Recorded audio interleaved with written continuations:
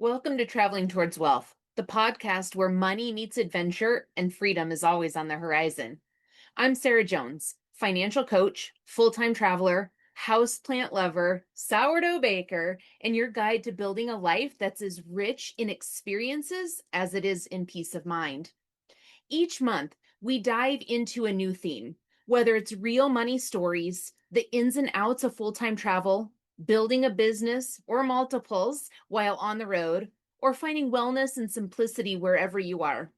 Here, you'll get practical tips, honest conversations, and a gentle push to spend, save, and live according to your values, not someone else's rules. If you're ready to design a life you truly love, one where you can travel more, stress less, build financial confidence, shop safer, and wake up every day feeling like you're exactly where you're meant to be, then you're in the right place. So grab your favorite drink, settle in, and let's start traveling towards wealth, one story at a time. Hey, friend, welcome back. As you probably know, I hope you know, if you don't, I'm going to share with you that I am currently recording from my 400 square foot RV, right? We live in a fifth wheel, we travel full time. My RV is about 400 square feet. My kitchen is tiny. I've lived in small homes, and my kitchen was way bigger than what my kitchen is here. But still, I'm able to, I actually call this like my homestead on wheels. I'm still able to dehydrate food, I'm going to start growing a lot of our own herbs and lettuces and things, making tinctures.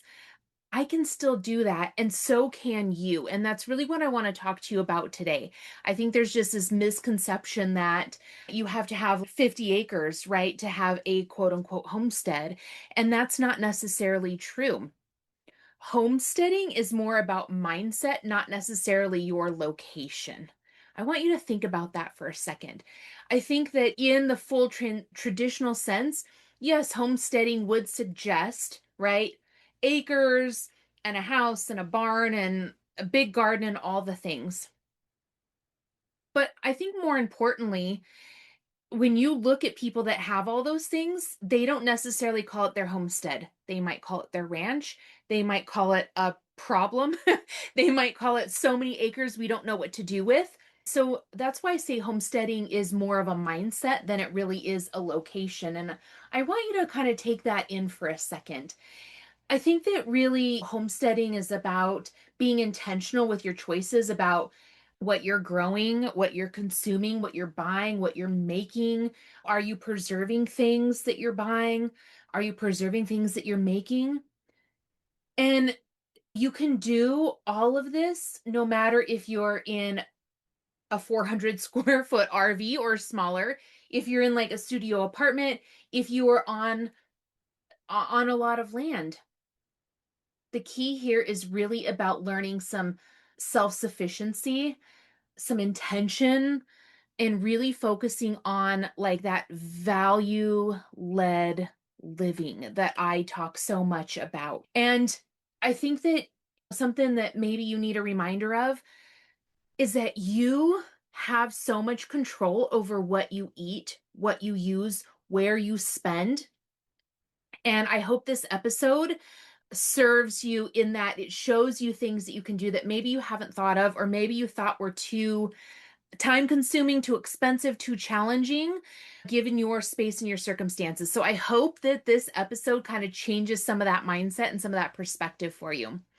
So I want to start off with really talking about dehydrating versus canning, because canning is like all the rage right now, right? It's very trendy.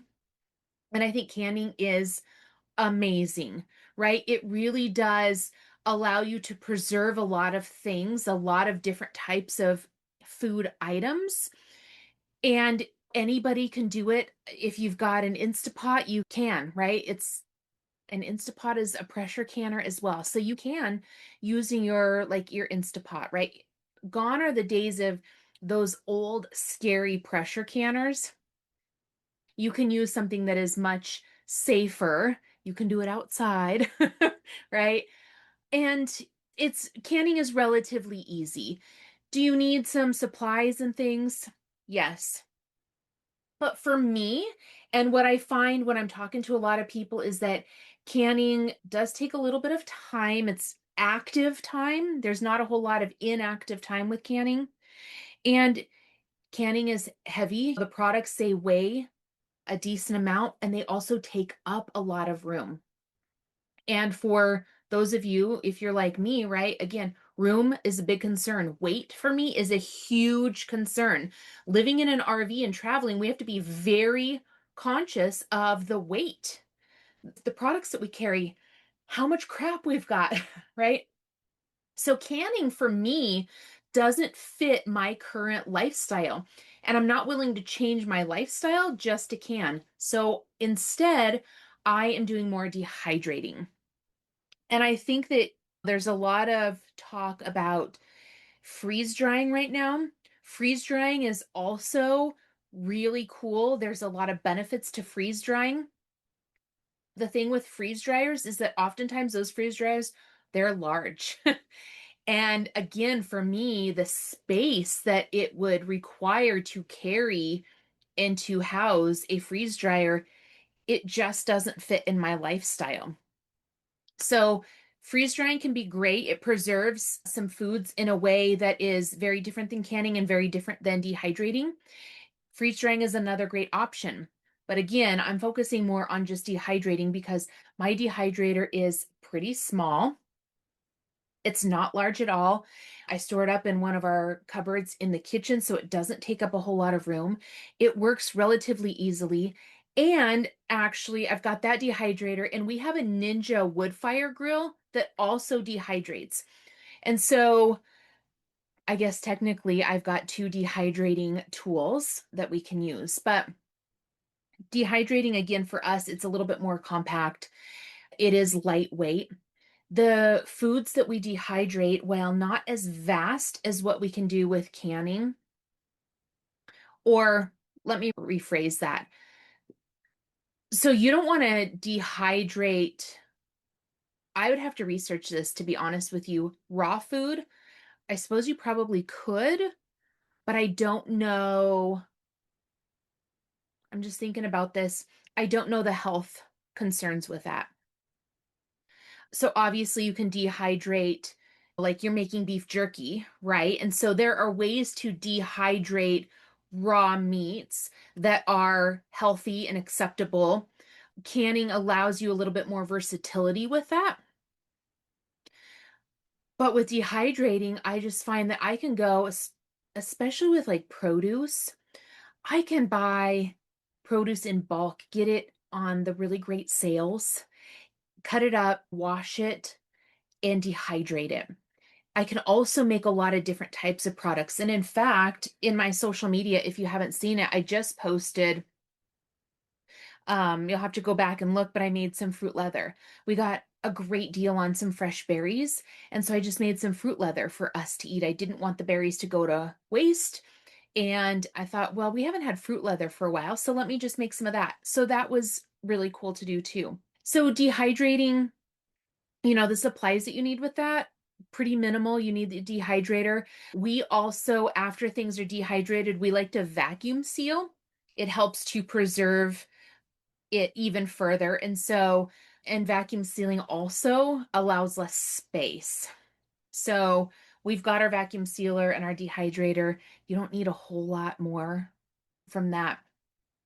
And depending on what you are dehydrating, it can last anywhere from like 6 months to a year, maybe even longer. And that's a lot of the reason why we are dehydrating. And I just don't see a whole lot of people talking about dehydrating anymore. I think it was very trendy for a while, but now the trends are very much focused on the freeze drying and the canning. Again, nothing wrong with that. But for those of us that are living in an RV, those of us that have small spaces, those of us that are storage challenged or weight challenged, right? Dehydrating is a really, really great option. You can dehydrate so many things too. Herbs that you grow, right? Again, all your fruits and vegetables. You could make homemade pastas, right? And dry them and then vacuum seal them. There's so many things that you can do. So many things. And I don't want to get all conspiracy theorist on you or anything like that, but I also believe that it is wise for all of us to have food, nutritious food available to us without having to go to the grocery store or without having a whole bunker buried underneath the ground with food storage. So, dehydrating is a great way to take healthy, fresh foods that you have, dehydrate them, and it gives you options for eating should something crazy happen in this world. And let's be honest, isn't that happening now? It's been happening for years, and I think it's going to continue to happen for years. So, it's up to us to take care of ourselves and not rely on the grocery store. And so, that's, I think, part of the homesteading mentality as well, is being responsible for your own food, your own sustainability. That's why we do it. Another part of homesteading that I think is important to talk about, not just with food, but with the products that you're using, right? There are, I find, this mentality of what can we have that is more versatile? What can we do that serves multi purposes? Because with, again, I think with most homesteaders, quote unquote homesteaders, they're also conscious of why they're doing things and how they're doing things and what, like, what's the purpose? How are they benefiting? And for those of us that live in small spaces, this is again equally as important. And so when we're even talking about not food, but we're talking more like product, the product area, right? So personal care, cleaning, laundry, dishes, cosmetics, skincare, all those things, right? Oftentimes, I think it's wise to really look at, like, how can you have fewer products, which is less clutter, it's less waste, but serve multi purposes. And there are a lot of ways that you can make your own products at home. I know a lot of people that make their own laundry detergent, make their own cleaners. I myself use baking soda for a lot of things. You can use baking soda and vinegar. You can use coconut oil, essential oils. There's so many things that you can use that are safe products for cleaning. And I think that is wise to look into. It takes not much time, minimal effort, and it doesn't cost you a lot to make your own products. You get to decide. Do you want to focus more on DIY? Do you want to buy more things that are pre-made but also serve multi-purposes that are safe to use? Because if you know me, you know that I talk a lot about living healthy, and preserving our own food is a way that we can, that I believe all of us can live a little bit healthier, but also being really conscious of aware of what products we're bringing in our home, right? To live as healthy as possible. If I'm taking this time to dehydrate my food to preserve healthy foods for later on, why on earth would I be using bleach everywhere? Bleach is so toxic. So I don't. I use other products that are safe, that are also disinfectants. Do I make my own cleaning products, laundry, personal care? Honestly, no. No, I don't. There are some things that I do. I use a lot of coconut oil, vinegar, and baking soda when I'm cleaning. But I shop online with a wellness store that I trust to make safe products. And so that's, I feel good about spending my money there. They hold a lot of the same values and integrity that I do. And so I am not spending my time and energy on making my own products, but I am really conscious of spending my money and my energy on buying products from a company and manufacturer that I trust, right? And so again, this all comes back to choices. Like, you have so many choices. And also remember that it's not like an all or nothing kind of a situation. Start in one area. If you want to start, if you're intrigued with this, start in one area. Do one thing. Do one thing this week that, dehydrate one food, make one cleaning product, like, just pick one area. You don't have to go full blown change everything at once. Because what does that do? It creates overwhelm, it creates exhaustion, it makes you feel like you, in fact, don't have the time, and you don't when you do it that way, to live a simpler, healthier life. And when you listen, I like to go full blown, like full steam ahead on projects. I get it. I'm the dreamer. When I get an idea in my head, I'm like, oh, how can I execute? How can I make this happen? But the key for sustainability and longevity is starting out slow.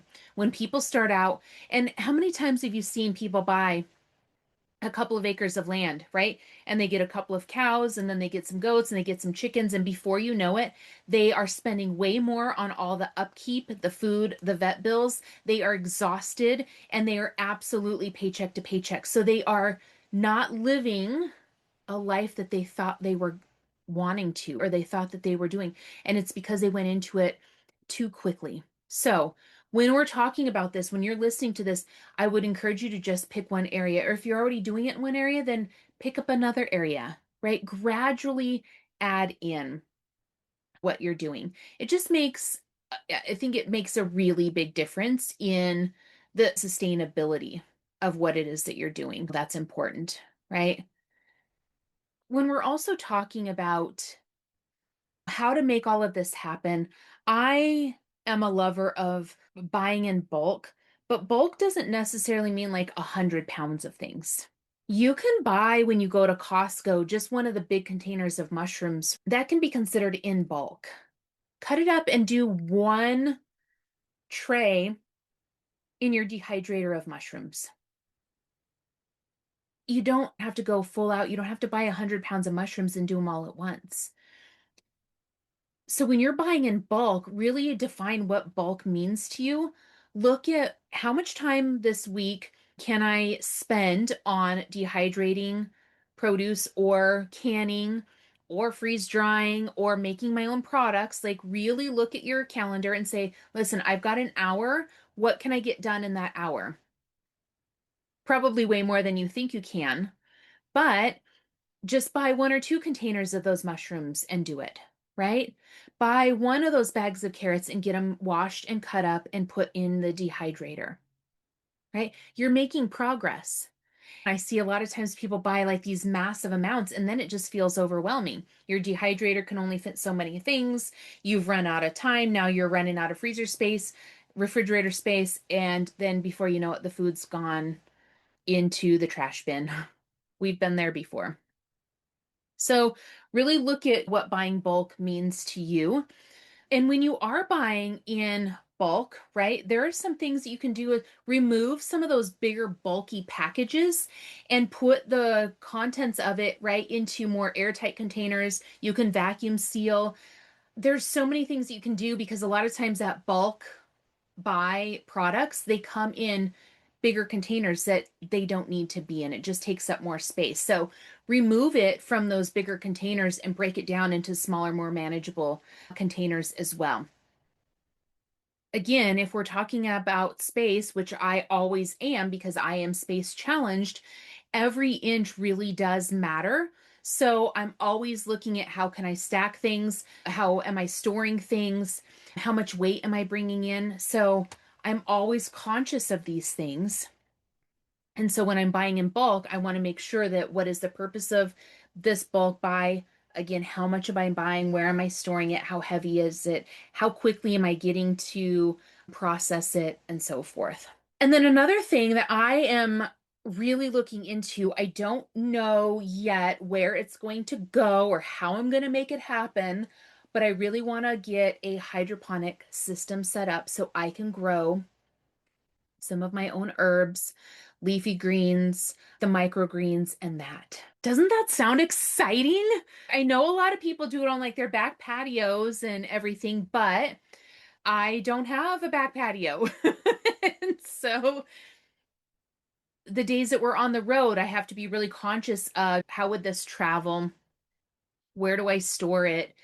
There's just a lot of logistics, but I'm really intrigued with the hydroponic system and growing some more of my own herbs. I do have a lot of house plants, but I will be honest, I have struggled growing herbs in soil in the interior of my RV, especially when we're traveling and moving locations a lot. Traveling is really hard for plants. Lighting, humidity, airflow, temperature, all the things, truthfully, all the things. And they are much like humans in that they get really comfortable in a location. They don't like to be moved. And so I have really struggled with growing herbs well on the road, but I'm thinking hydroponics might be a way to combat that. I can do a variety of things, strawberries, tomatoes, probably about anything I wanted. So I'm going to look into that and I would love to know, do you have a hydroponic system and what are you growing? How is it working out for you? If you travel full time, I would also really love to hear if you do this. So share it with me, please. I want all the good, the bad, and the ugly, so to speak. I am really intrigued, and this is a way that I can then just add more of our own sustainability into this full-time travel life. Did something in this episode, did it spark your curiosity? Do you already use a hydroponic system and grow some of these food items? What are your thoughts? Are you a homesteader that absolutely disagrees with everything I said? I can take it. Bring it on. Share it with me. Let me know.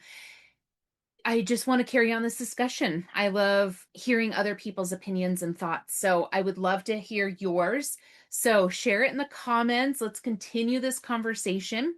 And for right now, I will just say goodbye for now, my friend. Thanks for joining me on Traveling Towards Wealth. If today's episode sparked something in you, I'd love for you to subscribe, leave a review, or share this show with a fellow free spirit who's ready to design a life they love. Want to dive deeper? I'd love to connect with you. Book a free call with me to chat about your money, your dreams, and your next steps. No pressure, just a real conversation. You can find the link in the show notes or on my website. And let's stay connected on socials. Follow me on Instagram or Facebook for behind the scenes RV life, money tips, and a little gypsy spirit along the way. Remember, your money, your journey, your rules. I'll see you next Tuesday for another story and some practical steps to help you travel further towards wealth, freedom, and a life you love. Until then, keep wandering, keep growing, and keep spending on what matters most.